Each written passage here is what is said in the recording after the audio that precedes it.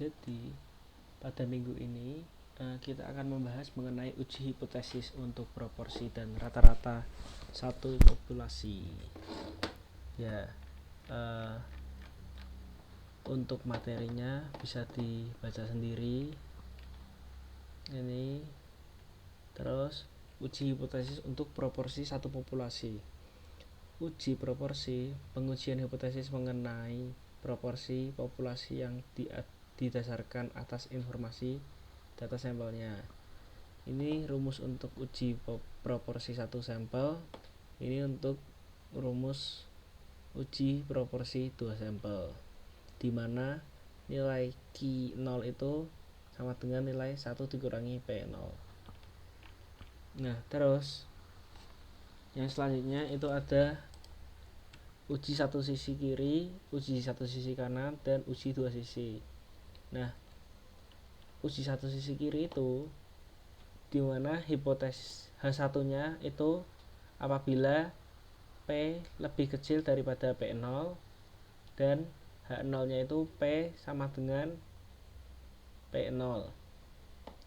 Terus untuk uji satu sisi yang kanan itu dimana H1-nya itu P lebih besar dari P0 dan H0 itu P sama dengan P0. Terus untuk uji dua sisi itu H1-nya P tidak sama dengan P0, terus H0-nya P sama dengan P0. Nah, selanjutnya itu ada prosedur uji hipotesis. Untuk prosedur uji hipotesis sendiri, yang pertama itu merumuskan hipotesis. Nah, di sini kita bisa tahu itu uji dua sisi itu bagaimana, uji satu sisi itu bagaimana. Nah, dan nanti uji satu sisi itu dibagi ini sisi kiri atau sisi kanan, begitu. Terus yang kedua itu menentukan taraf signifikansi, di mana alfa itu tingkat kesalahan bila menerima HA yang salah. Terus yang ketiga itu menghitung nilai statistik uji. Yang keempat itu menentukan nilai Dagrid. Yang kelima itu kesimpulan dan interpretasi. Next, arah pengujian hipotesis. Pengujian hipotesis dapat dilakukan secara satu arah atau dua arah. Nah, uji satu arah sendiri itu pengajuan H0 dan H1 dalam uji satu arah adalah sebagai berikut. H0-nya itu ditulis dalam bentuk persamaan, H1-nya ditulis dalam bentuk lebih besar atau lebih kecil. Misalnya gini, ini H1. H1 itu misalnya ditulis dalam bentuk lebih besar. Nah, berarti H0-nya misalnya lebih besar ya tadi ya. H1-nya lebih besar berarti H0-nya itu lebih kecil terus dikasih sama dengan, kurang dari sama dengan. Atau kalau enggak misalnya H1-nya itu kurang dari sama dengan H1-nya itu kurang dari, berarti H0-nya itu kebalikannya. Kan kanan, berarti kan lebih dari, dikasih sama dengan, lebih dari sama dengan. Next, itu ada rumusan hipotesis. Hipotesis itu ada H0 sama HA. Kalau hipotesisnya HA itu simbolnya begini untuk dua sisi. Untuk uji satu sisi kanan begini. Untuk uji satu sisi kiri begini. Pokoknya kalau ada H0 pasti ada sama dengannya. Begitu. Terus next itu kesalahan dalam uji hipotesis bisa dibaca sendiri. Terus yang selanjutnya itu ada uji hipotesis untuk rata-rata satu populasi. Nah, pengujian hipotesis satu rata-rata itu dilihat dulu. Yang pertama, kalau N-nya lebih dari 30. Untuk pengujian hipotesis satu rata-rata dengan sampel besar atau N lebih dari 30, uji statistiknya menggunakan distribusi Z. Ini ya, seperti rumus yang biasa. Z sama dengan X bar min mu O dibagi standar error rata-rata. Atau ini kalau simpangan baku populasi tidak diketahui. Terus step-stepnya pertama itu kita menguji hipotesisnya dulu. Apakah tadi dua arah atau satu arah. Ini seperti yang tadi, kalau H1 berarti tidak sama dengan, kalau satu arah itu kalau lebih dari, uji satu sisi kanan berarti lebih dari, kalau uji satu sisi kiri berarti kurang dari. Terus penghitungan uji statistik itu X bar min mu O dibagi standar error rata-rata. Rumus standar error rata-rata kan standar deviasi dibagi akar M. Terus selanjutnya itu menentukan daerah kritis. Daerah kritis itu, kalau daerah kritis itu alfanya, kita lihat di alfanya. Nah, kalau misalnya kita pakai uji satu sisi, itu alfanya langsung di norms inf. Tapi kalau ujinya dua arah, berarti itu dibagi dulu. Jadi alfa dibagi dua, baru kita nyari normsnya. Terus keputusannya, kalau misalnya dua arah, berarti tolak HO jika Z lebih besar daripada Z alfa dibagi 2 atau Z lebih kecil dari minus Z alfa dibagi 2. Terus kalau satu arah itu H1 nya itu mu lebih besar dari mu O, tolak H0 jika Z lebih besar dari Z0. Terus untuk H1 mu kurang dari H0, tolak H0 jika Z kurang dari Z0. Di sini teman-teman bisa baca sendiri. Selanjutnya itu kalau sampelnya kecil atau N-nya itu kurang dari 30, kurang dari sama dengan. Nah, uji statistik digunakan distribusi T. T itu rumusnya ini bisa dibaca sendiri. Kalau sudah, langsung masuk ke soal latihan. Nah, jadi di sini rumuskan hipotesis deskriptif untuk soal yang ada di bawah. Nah, di sini kan kita disuruh hipotesis deskriptif. Misalnya ini ya. Di sini kan kita harus merumuskan hipotesisnya. Berarti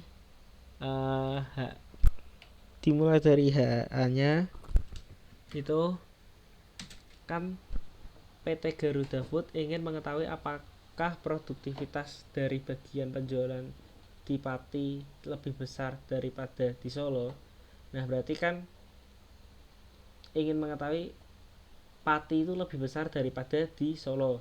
Berarti hipotesis diterima apabila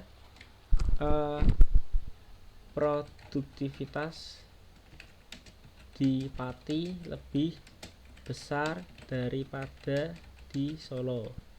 Gitu. Nah, kebalikannya, hipotesis ditolak apabila produktivitas di Pati kurang dari sama dengan di Solo. Gitu aja untuk hipotesis deskriptif. Terus yang selanjutnya ini teman-teman bisa kerjain sendiri. Caranya sama kayak gini. Tinggal ditulis hipotesis deskriptifnya aja. Begitu. Terus yang nomor 2 itu buatlah hipotesis statistika dari pernyataan berikut. Nah, kalau tadi kan hipotesis deskriptif, makanya kita suruh menuliskan mendeskripsikan hipotesis tersebut. Tapi kalau ini kan hipotesis statistik, makanya ini pakainya simbol-simbol aja. Nah, di sini kan PT Mayora menyatakan bahwa rata-rata laba usaha yang didapat per tahunnya adalah lebih dari 450 juta. Nah, berarti kan hipotesis diterima apabila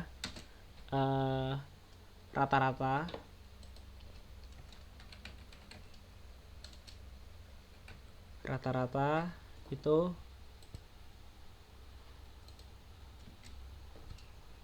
lebih dari 450 juta. Berarti lebih dari 450 juta.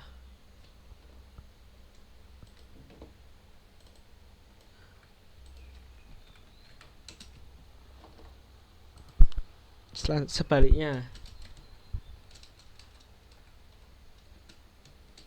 hipotesis ditolak apabila rata-ratanya itu kurang dari atau sama dengan 450 juta. Begitu. Nah, di sini nanti dikasih keterangan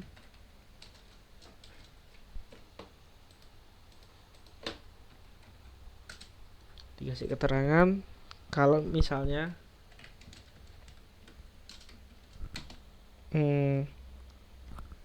mu, arti mu di sini itu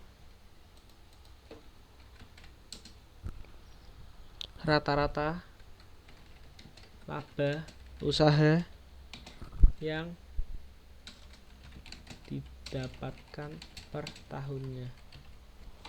Begitu, harus dikasih keterangan biar nggak bingung ini simbol rata-rata ini rata-rata apa gitu.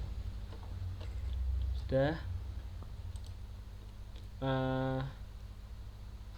Berarti kan untuk hipotesis statistika ini kan sudah jelas. Ini kalau yang ini PT Mayora menyatakan bahwa rata-rata laba usaha yang didapatkan per tahunnya kurang dari 450 juta. Nah, nanti teman-teman bisa memberikan jawabannya. Begitu ya. Next itu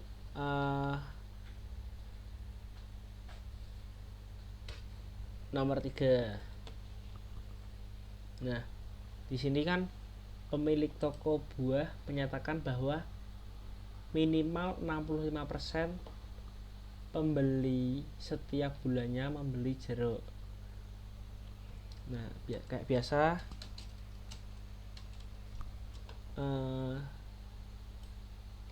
kita itu dulu aja. Bentar.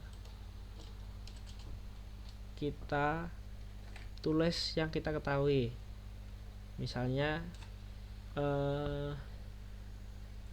minimal 65%, berarti kan 65% itu kan P-nya ya. P-nya itu 65%. Begitu. Terus kalau P 65% berarti kan Q itu 1 min P. 1 min 65%. Ketemunya 35% gitu. Terus untuk melakukan pengujian maka diambil sampel sebanyak 100 orang. Kayak biasa sampel itu N-nya itu 100. Terus yang dimana di dalamnya terdapat 80 orang yang membeli jeruk. Ujilah pada taraf nyata 5% apakah pernyataan pemilik toko tersebut dapat diterima. Nah, ini langsung kita bahas saja di bawah. Sebentar.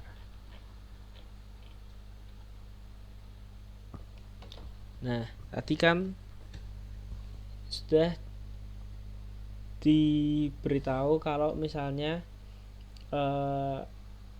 tadi di dalamnya terdapat 80 orang yang membeli jeruk, itu kan pernyataannya. Nah, makanya kita mau menguji pernyataan itu benar apa enggak.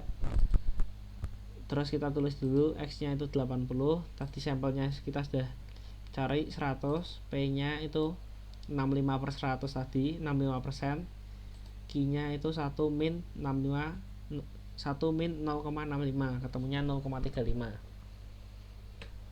Nah, di sini langkah pertama tadi kita menentukan hipotesis.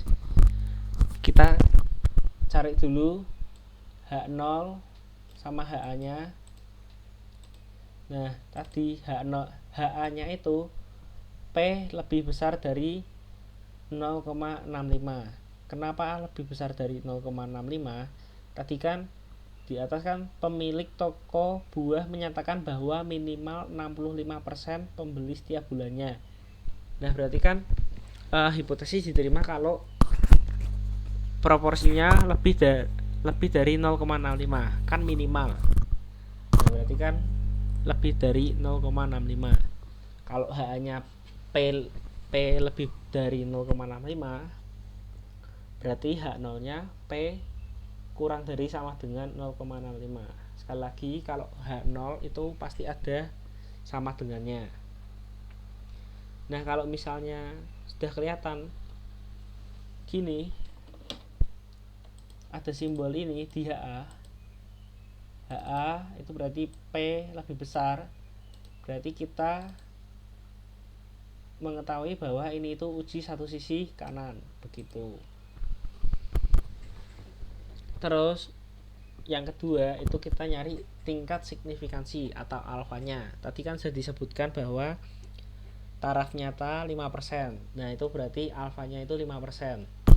Nah, di sini alfanya itu nggak usah dibagi dua. Kenapa nggak usah dibagi dua? Karena di sini tuh uji satu sisi. Sekali lagi, kalau uji satu sisi itu nggak perlu dibagi dua. Kalau uji dua sisi baru dibagi dua. Terus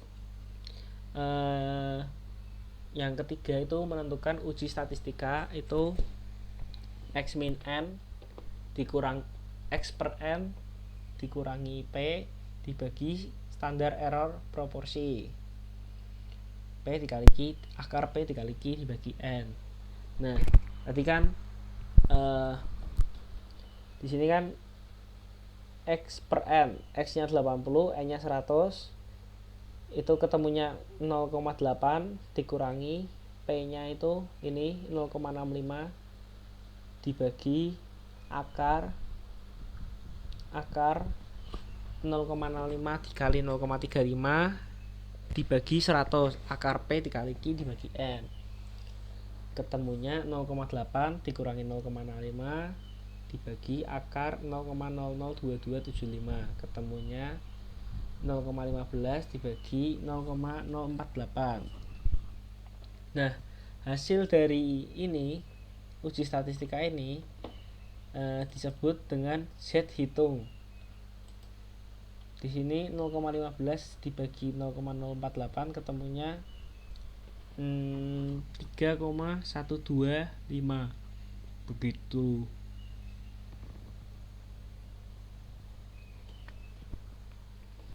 Nah, tadi kan kita sudah ketemu alfa. Alfa itu ini 0,05. Nah, 0,05 itu dicari pakai tabel normal inverse bisa, atau rumus sama dengan norms inf. Begitu. Norms inf 0,05. Ketemunya minus 1,64. Nah, terus kan sudah ketemu Z hitung sama Z alfanya. Nah, Z alfa ini disebutnya ini Z tabel. Nah, terus kesimpulannya ini.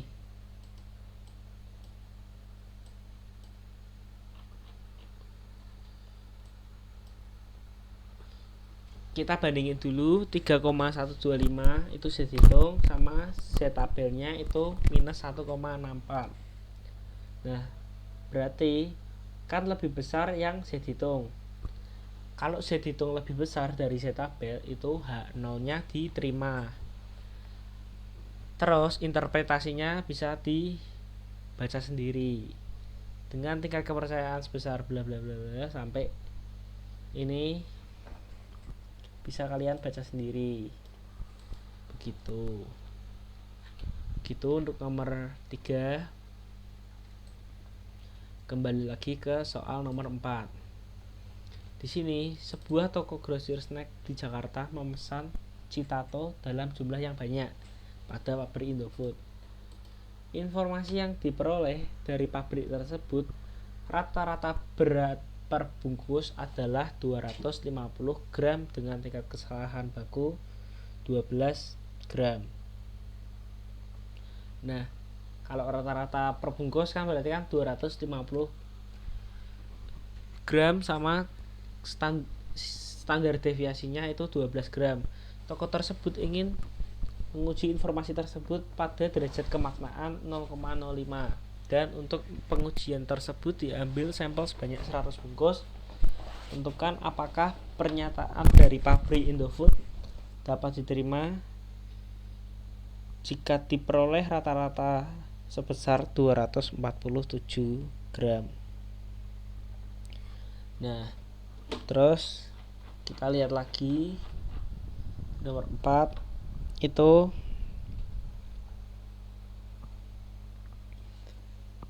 ini kan tadi kayak biasa, step pertama itu merumuskan hipotesis.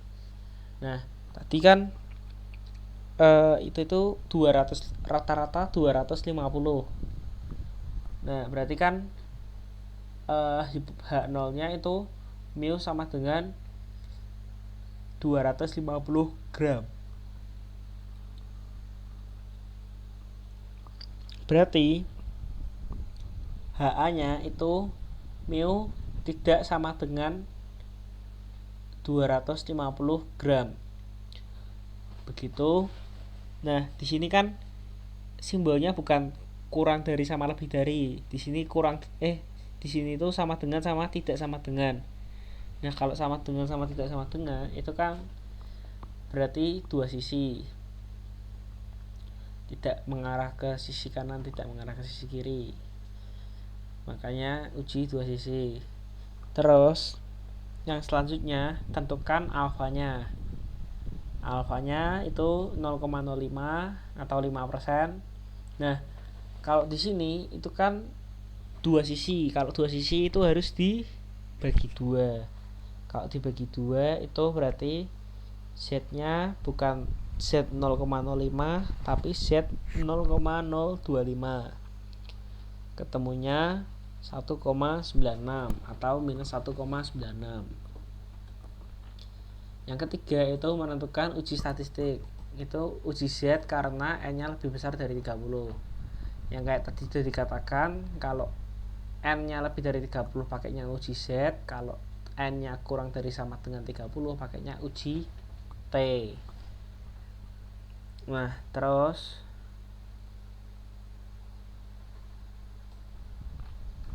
yang keempat itu menentukan daerah penerimaan atau penolakan H0.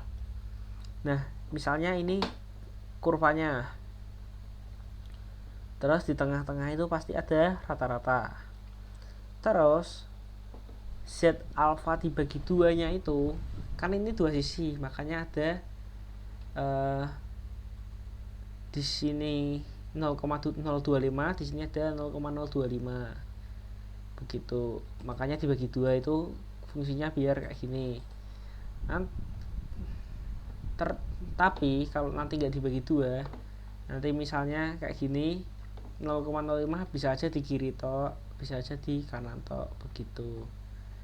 Terus step kelima itu ada menentukan uji statistik.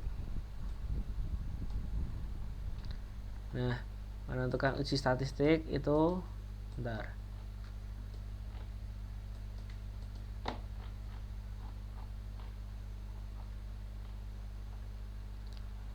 menentukan uji statistik itu kita hitung kayak tadi.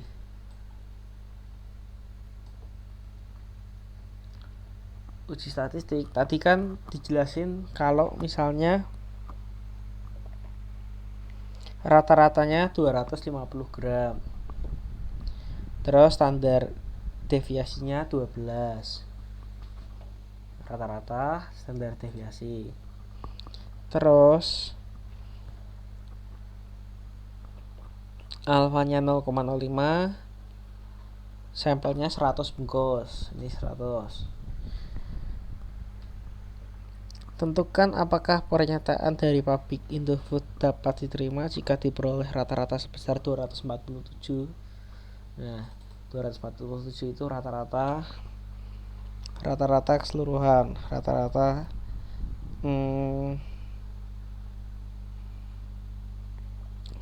dari pabrik Indofoodnya. Nah, caranya kayak biasa, Z sama dengan X bar min mu dibagi standar error rata-rata. Nah, tadi X nya kan ini 247 hipotesisnya. 247 dikurangi rata-rata 250 dibagi standar error rata-rata. Standar error rata-rata itu kembali lagi kayak rumus biasanya, standar deviasi dibagi akar N. Standar deviasi dibagi akar 100. Nah, berarti kan ini kan ketemu 247 dikurangi 250 ketemu minus 3. Minus 3 dibagi 12 dibagi 10 kan ketemu akar 10, akar 100 kan 10. Berarti 12 dibagi 100 dibagi 10 itu 1,2. Nah, minus 3 dibagi 1,2 ketemunya minus 2,5. Begitu. Nah, terus untuk kesimpulannya tadi kan hasil uji statistiknya Z itu minus 2,5. Z hitungnya itu minus 2,5. Sedangkan Z tabelnya itu minus 1,96. Kalau misalnya Z hitung lebih kecil daripada Z tabel, sebentar. Kalau Z hitung lebih kecil daripada Z tabel, maka H0 nya ditolak.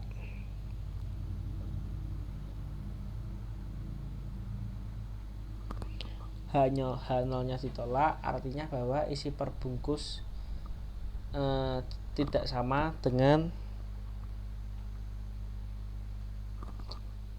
isi perbungkus tidak sama dengan 250.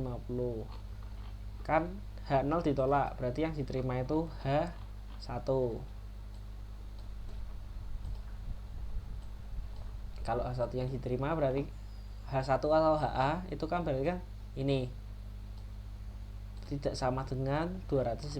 Berarti kesimpulannya juga harus mengikuti hipotesis awalnya. Di sini berarti kesimpulannya itu tidak sama dengan 250 gram begitu. Terus yang nomor 5, itu kan seorang dosen FEB UKSW ingin mengetahui apakah rata-rata kemampuan mahasiswa mencapai angka 75 atau lebih rendah dari itu. Dari hasil tes tengah semester terdapat 52 orang mahasiswa diperoleh nilai rata-rata ujian 73, sementara standar deviasinya 10. Terus apakah masih dapat diterima asumsi yang mengatakan bahwa kemampuan rata-rata mahasiswa masih 75? Ujilah dengan taraf nyata 0,05. Nah, next itu kan tadi dijelasin kalau misalnya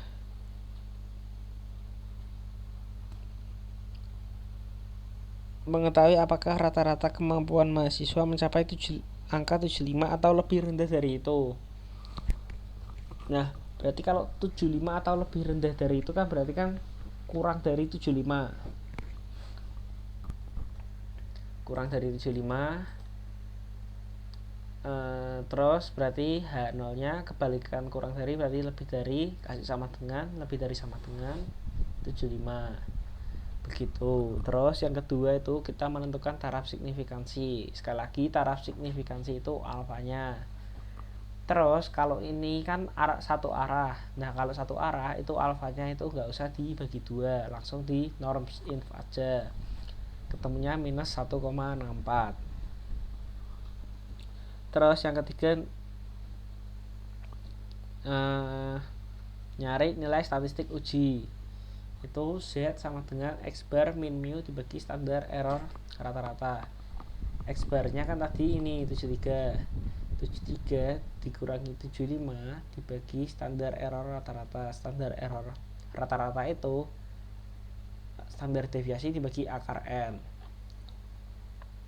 berarti 73 dikurangi 75 dibagi 10 per akar 52, ketemunya minus 2 dibagi 10 per akar 52, ketemunya minus 1,44.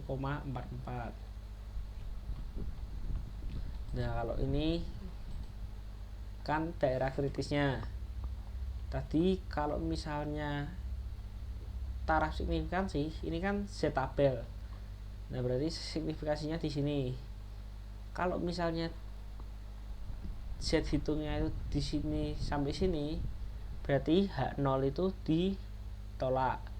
Tapi kalau dari sini sampai sini berarti H0 itu diterima begitu. Nah kebetulan minus 1,44 kan lebih besar dari minus 1,64. Nah ini Z hitungnya minus 1,44, Z tabelnya itu minus 1,64. Kesimpulannya karena Z hitung nih,